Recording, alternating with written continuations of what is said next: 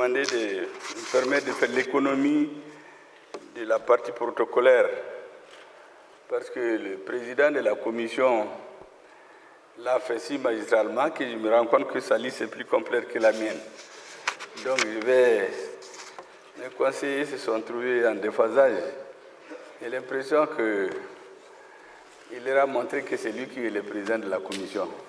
Il fallait venir prendre chez lui les noms qu'il faut citer. Donc je fais mienne la présentation qu'il a faite de cette partie protocolaire.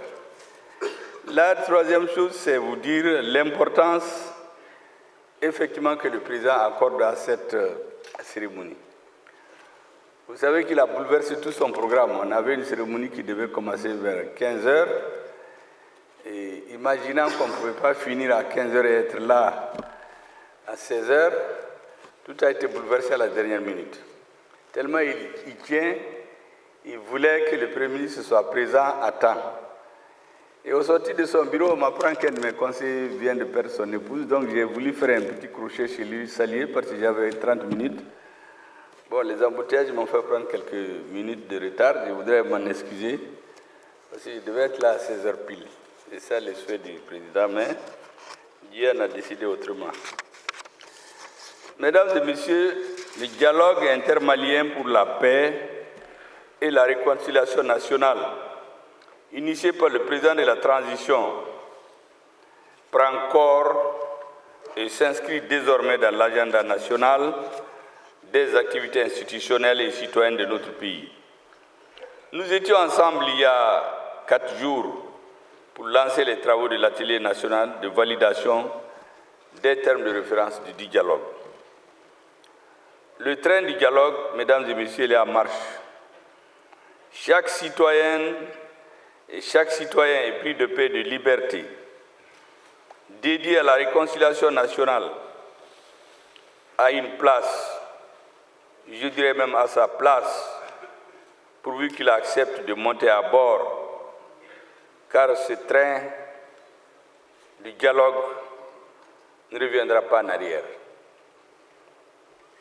Chers participants, vous avez durant 4 jours marqué de vos échanges, de vos éclairages et de vos connaissances enrichi cette étape importante du processus.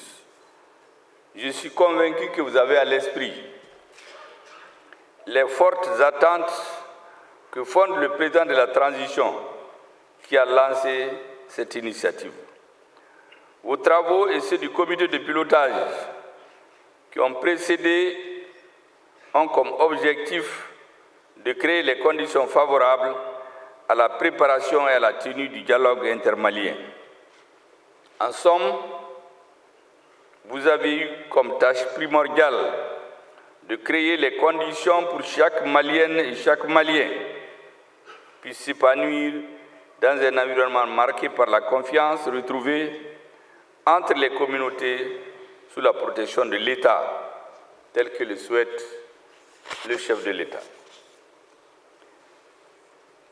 Monsieur le Président du comité de pilotage, Mesdames et Messieurs, j'ose espérer que les délégués des régions et de la diaspora ont été satisfaits du balisage déjà fait avec l'élaboration de l'avant-projet des termes de référence par les membres du comité de pilotage.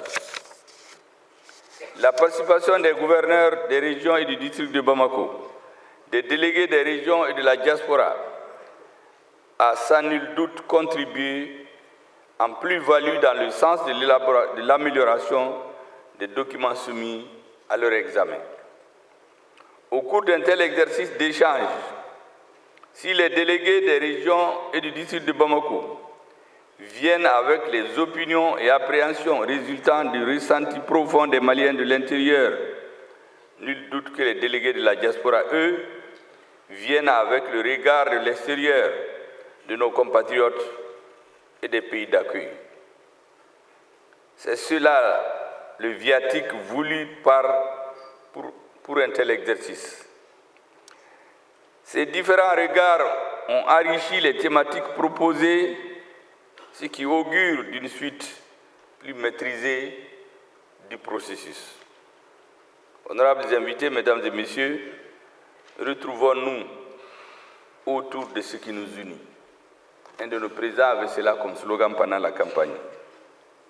D'ailleurs, il avait placé avec un grand score, tellement les Maliens voulaient entendre tout ce qui nous unit. Notre seul bien commun, à nous tous, c'est le Mali. Parlons-nous, chamaillons-nous s'il le faut, et de grâce, donnons-nous la main pour sauver notre patrie. Nos communautés ont toujours vécu ensemble depuis des siècles. Nous sommes un peuple de brassage, un peuple uni par l'histoire et la culture. Vous savez, notre histoire, j'ai fait souvent de long développement, je suis devenu historien par la force des choses, alors que je suis des télécoms. Et bientôt, d'ailleurs, il y aura un livre sur la contribution des Touaregs dans la résistance à la pénétration coloniale. Beaucoup ne connaissent, même eux-mêmes, ils ne connaissent pas. Je suis sûr que beaucoup vont acheter ce livre pour le lire. Vous verrez en ce moment comment les Touaregs se sont opposés à la pénétration coloniale. Peut-être dans 3 semaines, c'est à l'imprimerie, ça va sortir. Parce que certains se demandent, même le Premier ministre, là, il est malade, il est Premier ministre, il mange, il dort, mais quand est-ce qu'il a le temps d'écrire? J'ai très vite compris que sans la connaissance de l'histoire, cette guerre ne finira pas. Parce qu'on nous enseigne toujours une partie de l'histoire. On nous cache l'autre partie. Or, il faut avoir toute l'histoire. Comme ça, vous ferez votre propre jugement. Donc, si ce qu'on a caché aux gens, c'est ce qu'on va faire ressortir maintenant. Après, vous ferez vous-même votre jugement. Le Mali, mesdames et messieurs, est pour tous les Maliens. Comme je dis, un Malien de Kidal n'est pas moins qu'un Malien de Bamako, n'est pas plus qu'un Malien de Kaï, n'est pas moins qu'un Malien de Ségou, n'est pas plus qu'un Malien de Bintagoungou, n'est pas plus qu'un Malien, même de chez nos Dogons là qui sont sur les collines. C'est un Malien, point à la ligne. Tu es du nord, tu es du sud, tu es du centre, ça c'est dans le lexique qu'on connaît. Mais le Mali c'est pour tout le monde. Et c'est pourquoi je voudrais, souvent je chahute d'ailleurs mon frère, mon petit frère Moussa Agater, je lui dis, le futur président du Mali, il va nous parler, il a fait le lycée à Sikasso. Quand j'ai entendu Alhamdoulilah toujours parler de Bamana, j'ai dit, mais Alhamdoulilah, toi tu parles mieux que moi. Moi je croyais que j'étais en 2e année, déjà toi tu as passé le bac. Bon, Moussa Agater, je crois que lui doit être déjà en première année de l'université. Mais la nouvelle université que le ministre de l'Éducation est en train de mettre en place, sinon si c'est l'ancienne là, je ne suis pas tellement sûr qu'il sera aussi fort. Mesdames et messieurs, je renouvelle mon appel à l'adhésion de tous les Maliens et de toutes les Maliennes au dialogue intermalien pour la paix et la réconciliation nationale. Vous voyez tellement votre commission est en phase. C'est hier seulement au Conseil des ministres qu'on a changé l'appellation du ministère. Et j'ai écouté attentivement dans son discours, il ne s'est pas trompé. Il dit voilà des commis de l'État. Ça veut dire qu'en voulant les tromper en ce qui concerne l'État, il faut aller chercher ailleurs. En tout cas, ce n'est pas dans les discours officiels. Donc vous aurez remarqué hier que l'appellation du ministère a changé. Mesdames et messieurs, il y va de la construction du Mali nouveau. Le Mali croit que nous voulons pour les générations actuelles et futures. Nous ne devons jamais nous lasser de nous parler, d'échanger sur nos réalités actuelles, sur notre futur commun. Nous devons échanger, nous enrichir de nos douleurs, de nos crises, par notre résilience, notre désir commun de faire du Mali un nouveau Mali de nos rêves. C'est cela le dialogue national inclusif. Et c'est ce chemin que les conclusions de vos travaux de validation des termes de référence va aider à mieux comprendre. Monsieur le Président du comité de pilotage, cher aîné, encore une fois, je renouvelle mon sentiment de satisfaction pour le choix porté sur votre personne, pour conduire ce dialogue tant voulu par l'ensemble de notre pays. je mesure la qualité de votre police des débats, de votre sens du travail bien fait, de votre engagement tout court pour le Mali, en chaque circonstance.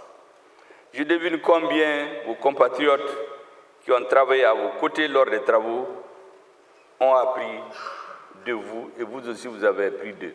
Vous venez de les citer tous d'ailleurs un à un pour les remercier par modestie. Vous n'avez pas parlé de vous-même, nous allons nous en occuper. C'est ce que je viens de faire. Je félicite les départements ministériels qui ont été à vos côtés pour que rien ne vous manque en documentation et en assistance. J'adresse mes vives félicitations au vice-président du comité de pilotage, les rapporteurs et les membres du comité de pilotage pour la qualité des travaux abattus. Vous l'avez déjà dit, je le dis pour renforcer. Aux gouverneurs de région, les combattants de l'avant-poste, auxquels je renouvelle mes sincères félicitations.